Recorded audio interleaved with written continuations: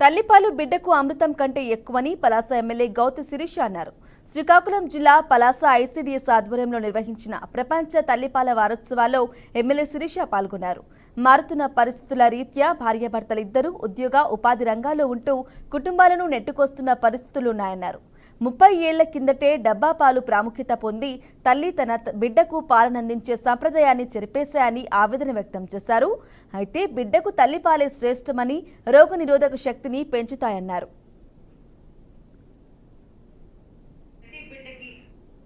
తేడా లేకుండా, కుల మతాలు తేడా లేకుండా అమృతం కంటే విలువైన తల్లిపాలని వాళ్ళు పుట్టినప్పటి నుంచి ఇప్పించాల్సిన బాధ్యత, ఇవ్వాల్సిన బాధ్యత మనందరి మీద ఉంది. ఎందుకంటే ఒక అధికారి గారు చెప్పినట్టు తర్వాత జలుబు వస్తే టాబ్లెట్ వేసుకుంటాం, దగ్గు వస్తే టాబ్లెట్ వేస్తామని ఆర్టిఫిషియల్కి అలవాటు పడిపోతున్నాం. ప్రతి దానికి ఈరోజు ప్రతి దానికి ఏదో ఒక ప్రత్యామ్నాయం చూసుకుంటూనే ఉన్నాం. తల్లి పాలకు కూడా డబ్బా పాలతో ఎప్పుడో 20-30 సంవత్సరాల క్రితమే డబ్బా పాలు కూడా వచ్చేసాయి కదా. తల్లులు పిల్లల్ని కనేసి ఉద్యోగాలకు వెళ్ళిపోతే డబ్బా పాలతో బ్రతికేద్దాం కదా అని అనుకుంటున్నారు. కానీ ఒక